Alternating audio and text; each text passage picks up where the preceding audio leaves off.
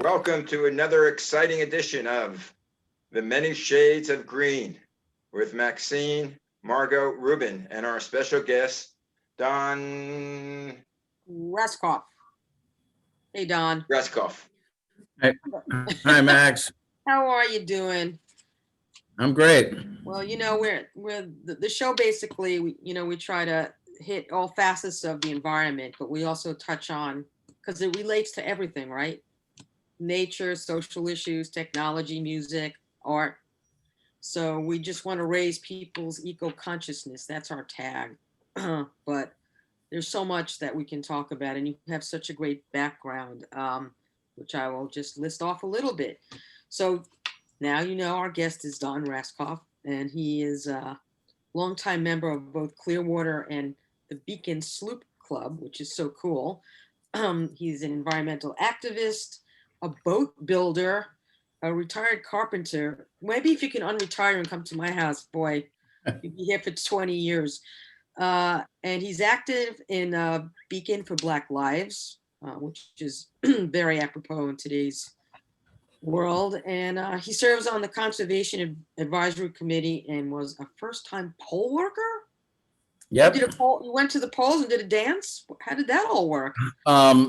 I did not work that kind of poll. As Chris Rock says, the father's only job is to keep his daughter off the pole. That's But- true. I worked the POLL. Right. That's good. How was that experience?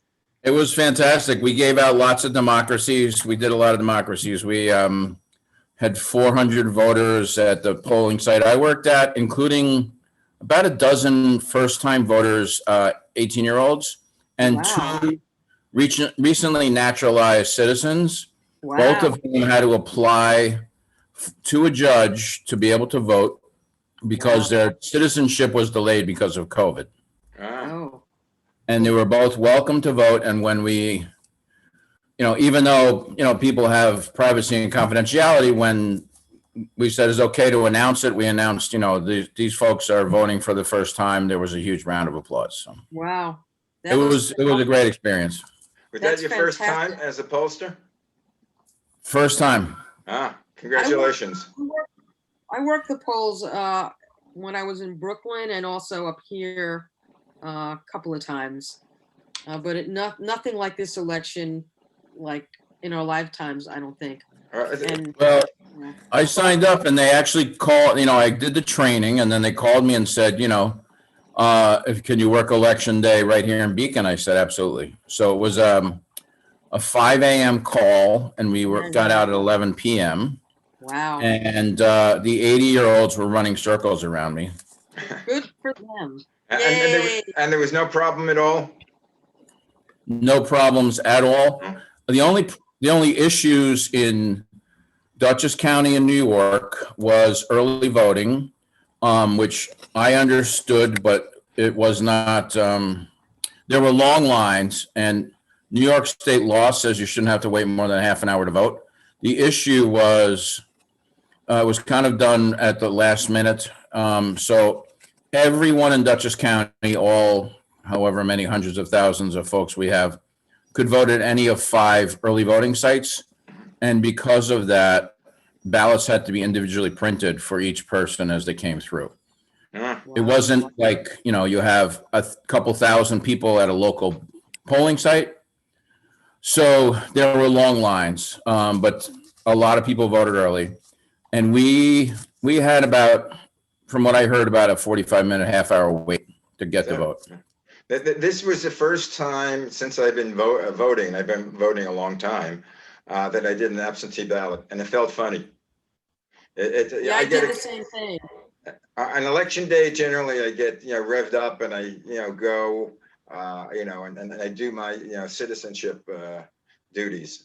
But this year, because of obviously the COVID, and I was thinking there were going to be long lines, I pre-voted, which was actually it was not a bummer, but it was sort of like anticlimactic. I didn't feel the excitement. Yeah. I wound up doing that too. So I filled out a ballot and then learned, did a bunch of research and talked to folks, including the the election commissioner. And in New York State, every state has their own laws. In New York State, absentee ballots and provisional ballots, or any kind of ballot by mail is not counted until after the polls close on election day. So I wanted to get my vote in. It didn't work out. I was going to vote early, but the lines were too long. And because I was working at a site different from my polling site, I wound up just putting my ballot into the box at the polling site that I worked, which worked out fine. And frankly, I knew realistically that an individual vote for the Democratic presidential nominee in New York State, has less weight than, a ballot in Georgia, because, barring utter catastrophe, which didn't happen, there's, the Democratic nominee always takes New York State. Yeah, that's true. But there's also down tickets like, my state senator is Pete Right. Markham, and we wanted him in, so it was very important. And he, his opponent Astorino claimed victory before all the ballots were counted. Yep. It wound up that Harkham won. Sound familiar? Yep. I know both of them. Yeah. But anyway, getting back to our Getting subject. back to other stuff. What So- did you what are do? we gonna do first? Okay, go, Max. I'm gonna ask Don which one he wants to tackle first, because you have such a great history with Clearwater. You're also an environmental activist. I know we have President-elect Biden, who has a plan which is a little more moderate than the Green New Deal, but a lot of things in the Green New Deal and his plan are pretty similar in ways. So do you want to get into that first, or you want to do Clearwater? Well, let's, if it's okay with you, let's start with Clearwater. If I could just tell a little story, and then we'll go from there. So you mentioned environmental activism. I grew up on Long Island, and on the South Shore of Long Island, on wooden boats. My grandfather had wooden speedboats, and I also worked as I was a commercial clammer summers in high school. So I grew up on the shore, the South Shore of Long Island, and had a deep interest in marine biology. I studied marine biology in college. I actually did not go into that, didn't finish college, and actually didn't go into that career. But I posted something recently about, even though, life turned and my plans didn't work out, I wound up being an environmental activist in the Hudson Valley, sailing on a couple of old wooden boats. So things kind of came full circle. So my kids and I have been Clearwater Music Festival volunteers for 16 years. Wow. And, that really was a connection, an environmental connection going way back. And what precipitated writing about that experience and connection with Pete was, last year was the 50th anniversary of the publication of Rachel Carson's Silent Spring. And Pete wrote about reading it serialized in the New Yorker, and I read it as a kid, and it was a tremendous connection. My kids and I were fortunate enough to get to know Pete a little bit. We spent some time with him. I didn't know Toshi as well, but we actually were fortunate enough to be among a group of about 20 folks from the Beacon Sloop Club who went up and sang Christmas carols to Pete a month before he died. So, he's had a huge impact on so many of us. The person with the most integrity that I've ever met in my life, that I've actually personally met, unshakable integrity. We were fortunate enough to go to Pete's 90th birthday at Madison Square Garden, and Springsteen talked about him as being a truth dagger through the heart of, American pretension. And he also said, Pete's like your grandpa, if your grandpa could kick your ass. That Yeah, sounds about So- it, really. That's pretty awesome because, Pete was the founder of Clearwater, and this was in He co-founded, the as co-founder he always said. in the late 60s, 67-ish, and Yep. with the idea of building a boat. I mean, there's a quote I saw, which I thought was really kind of cool. It said, some people might think it's the most frivolous thing in the world to raise money for a sailboat, but we want people to love the Hudson, not think of it as a convenient sewer. Yeah, when Because- Absolutely. I And as don't, Arlo, I'm from Brooklyn, so I'm very familiar with the Hudson River. And the time before, when Pete took over the Hudson River, it was just a garbage dump. I mean, it was Yep. so polluted that the fish couldn't live in it. And- absolutely. Well, as Arlo describes it, Pete said, hey, let's build a boat, and people will go down to the river and say, hey, look at that beautiful boat. And they'll look down and go, look at all that shit in the river. Right. And it worked.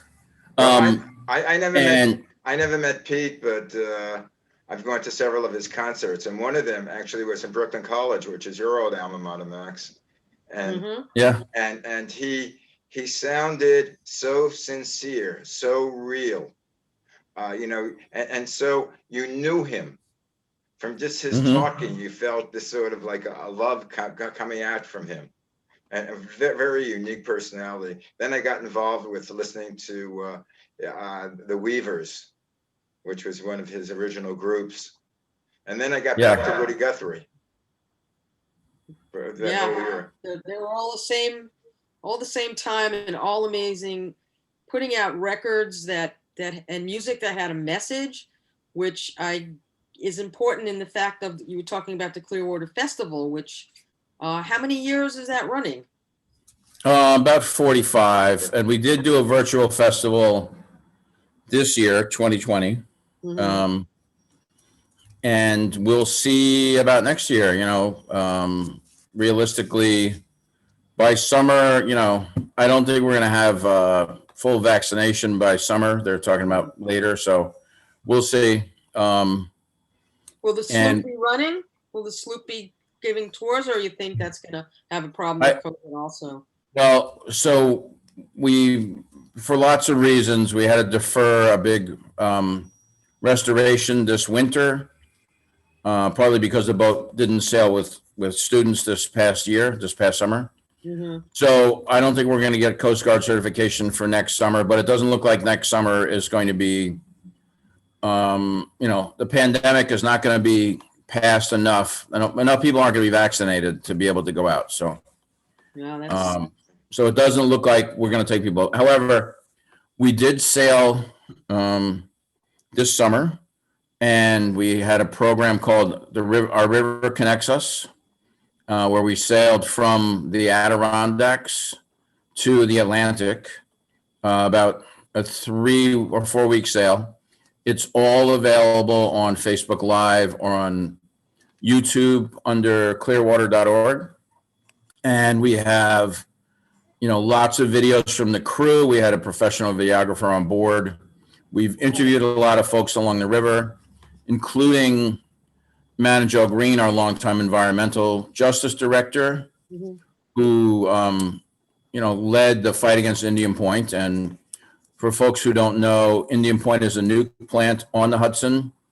The 2 remaining reactors, one of them was shut down this April of 2020. And the last remaining one is due to be shut down, I think, next year. I think you're right. I think that's coming. I mean, I worked also to try to get that, closed for the longest. And Yep. I remember going to meetings, and they did all sorts of, reviews and reports, and a major report came out, and they were asking folks what their thing is. Why are they so adamant about it closing. And so I said, well, I went online and I wanted to see where my address of my house was in relation to the plant and if I had to evacuate. And what I got back said it was 0.69 miles. So I couldn't evacuate. Okay. And it basically said 0.69 miles. And then I said, well, I've been 69 in a way I'd never thought. And the entire group started to crack up. I said, now I know what 69 really means. Like, I'm screwed. I have a question for Well, both of you. yeah, guys. you'd have, I have a question for both of you guys. Is there any way to have a safe nuclear plant? I mean, people say that now that if you have nuclear energy, that could be a way of going in the future.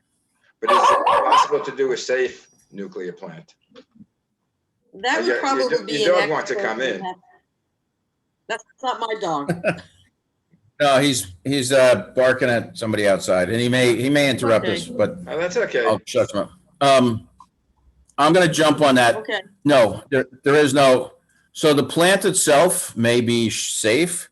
However, as Pete said, and he wasn't the first one to say it, but he said it well, there is no such thing as a way. So you have to look at the whole life cycle of a plant and the extraction of uranium and nuke fuel, which comes from huge amounts of it comes from indigenous lands and poisons and kills, many, many people to extract it, the uranium.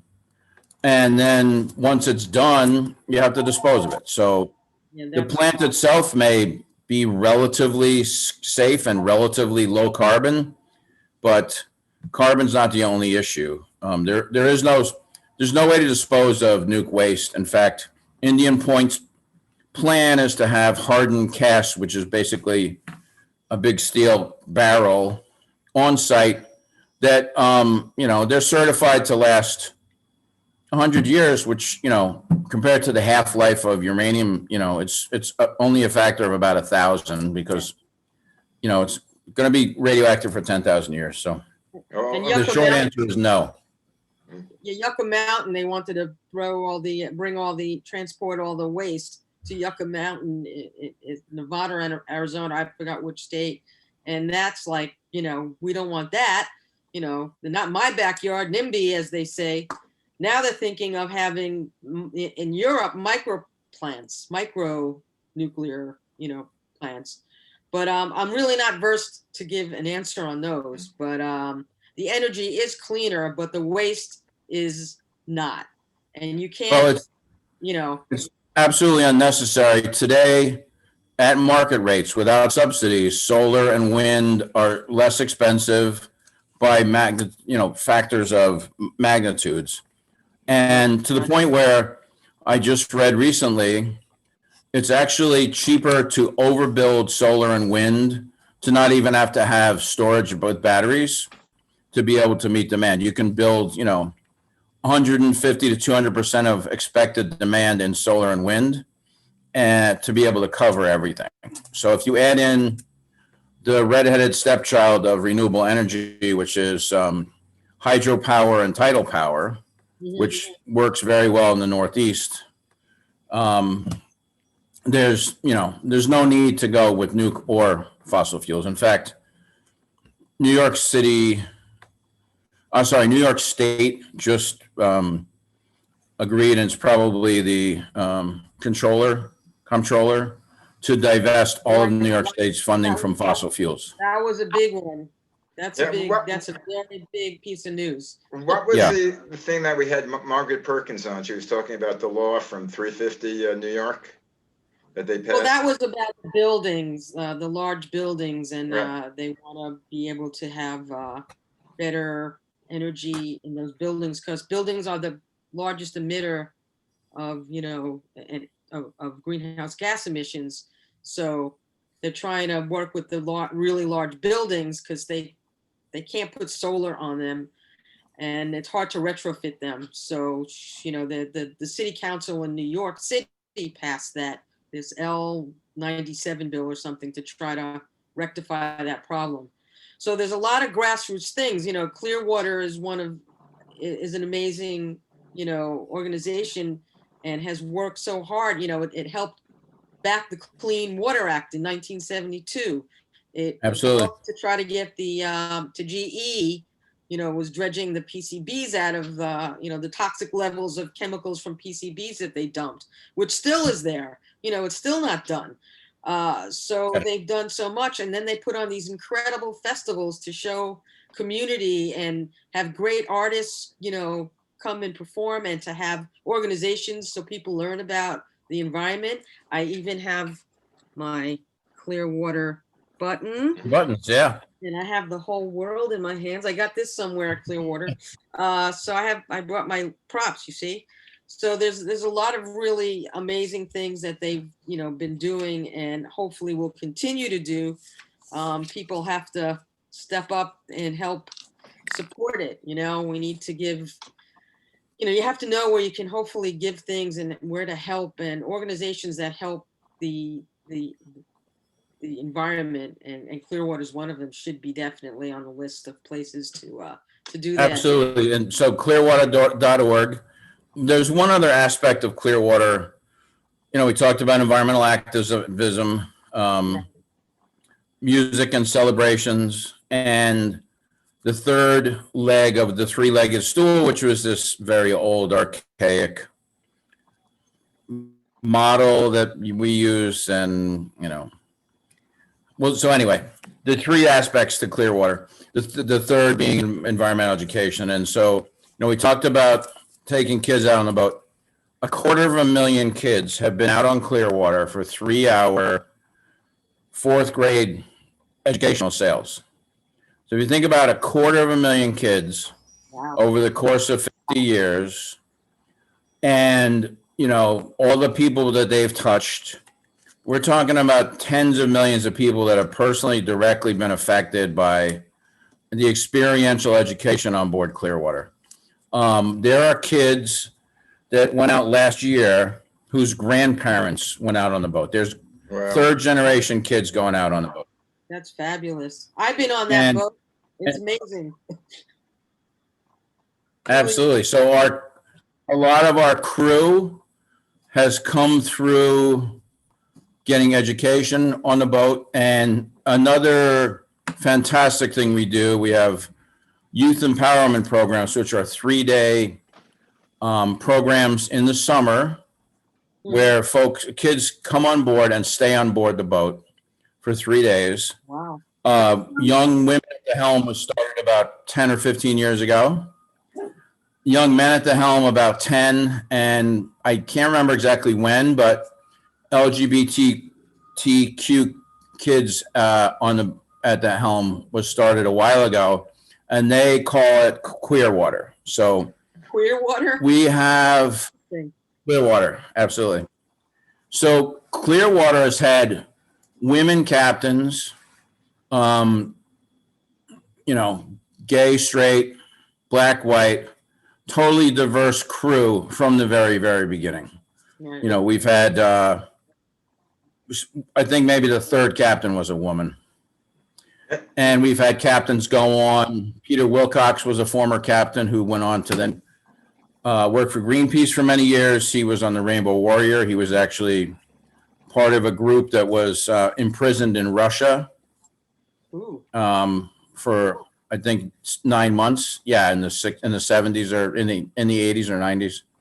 So, we've had a huge impact. And the environmental education program on Clearwater has been a template for lots of programs throughout the world, including Sea Sail and other programs. So, it's one of the unique things that we do. There sister organizations like River Keeper, Scenic Hudson, and other groups are fantastic, and their lane is important, but nobody has a wooden tall like we do. We're the last remaining wooden tall ship on the Hudson. Yeah. How many miles is the Hudson River? Where does it start and where does it end? So the origin is up in the Adirondacks. It's called Lake Tier in the Clouds. And I think it's 200 and something miles from Lake Tier in the Clouds to the Atlantic. It's navigable up to the dam in Troy. So I think about 190 miles is navigable. Hmm. And so even though it's called the river, the Hudson River, the original name was Mahonatuck, which means the river that flows both ways, the water that flows both ways. And the Hudson is unique, I think, in the world. I don't think there are any others. It's an estuary and a fjord. And the fjord aspect you can really see right here where I live near Beacon. I live in Beacon. And if you sail from Beacon down to Cold Spring, you pass through mountains Right. and a section of the river called World's End, the deepest part of the river. It's about 250 feet deep. And there are mountains coming right out. Breakneck Ridge and Storm King Mountain rise above. And an interesting part of the geological history of the Hudson is that the mountains actually rose up around the river. The river had been around for hundreds of millions of years or tens of millions of years, and the mountains actually rose up around the river, unlike most rivers where they erode the land. The Hudson Highlands and the other, mountains around the river rose up after the river was already flowing. Yeah, it's some beautiful, beautiful country. I've been, part ways. It's so picturesque and it looks like an ideal country. It's gorgeous. Absolutely. What is the condition of the Hudson River now? I mean, is there any major problems or? All right. So part of one of the challenges for, fundraising, frankly, is our success. So you can look out at the sail, as Arlo said, you look down the river and you go, hey, there's no shit in the river. But there is. There is literal shit when old combined sewage and stormwater outflows, septic systems, so sewer systems that were built years ago, some of them 100 years ago, are being overwhelmed. And they were designed, if there was a heavy rain, that the stormwater drains that carry the water from the roads combines with sewage and runs past the plant and goes right into the river. So when there's a heavy rain, there are a number of places, including directly across the river in Newburgh, where raw sewage gets dumped into the river every time there's a heavy rain. So one of the things that we're working on, lots of other groups are working on, one of the programs I hope to rejuvenate at Clearwater is something called Green Cities. And what it does is kind of low-hanging fruit of preventing stormwater from running down into the sewer systems. The alternative is to spend billions of dollars and increase the capacity of sewage plants.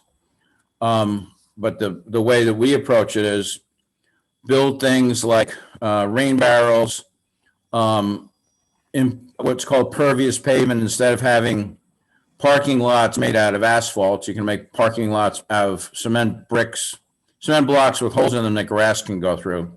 So stormwater can go, rainwater can go into the ground, get absorbed by the ground instead of being diverted right into the river. So if we can reduce the amount of storm water running into the river, which has been done many, many places, including California, we can prevent sewage from running off into the river. Yeah, I think it's. So that's the big.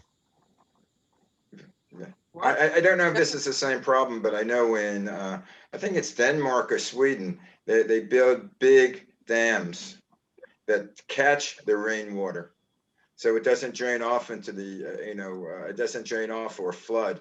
And what they do is they use that as sort of like a reservoir for drinking water, because that's supposedly the big problem now is not necessarily pollution, but to have drinking water for people. And they say if there's a next war, it's going to be over water.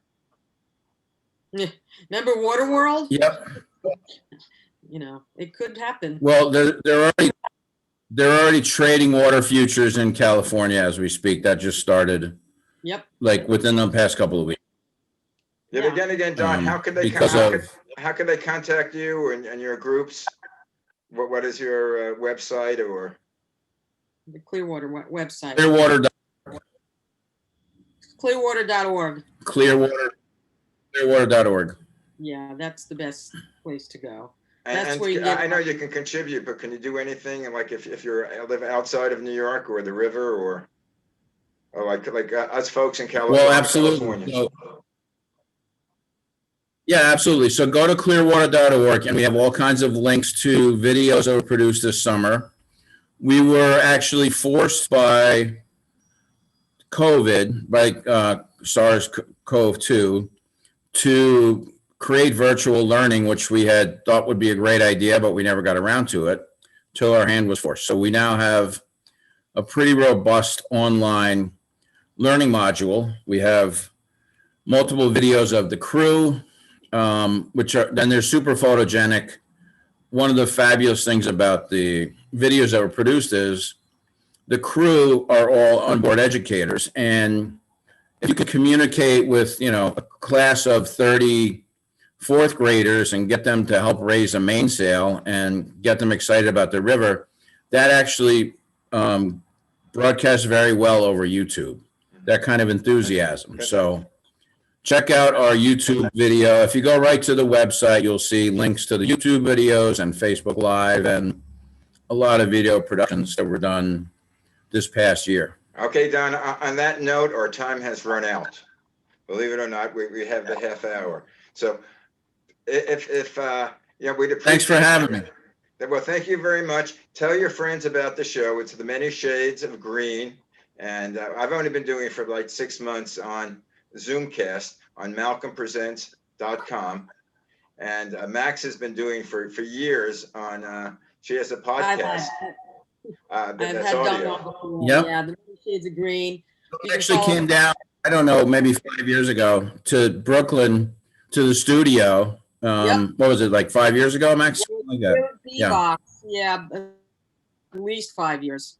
Okay. Yeah, B-Box, Yep. now with a different group of people, but and I was working with Meg, still a Green Diva. So we had 50 Shades of Green Divas and the Many Shades of Green. We combined our shows, so that's what we did. Anyway, guys. Anyway, it's Clearwater.org, and just one quick in by Theodore Roosevelt, who was a 26th president of the U.S., and he said, "This country will not be a permanently good place for any of us to live in unless we make it a reasonably good place for all of us to live." Under that note, thanks again, Don. Thanks, Max. All right, thanks, Don. Thank you. Bye. We'll be in Thanks for touch. having me. Okay, take care. Bye-bye. Bye.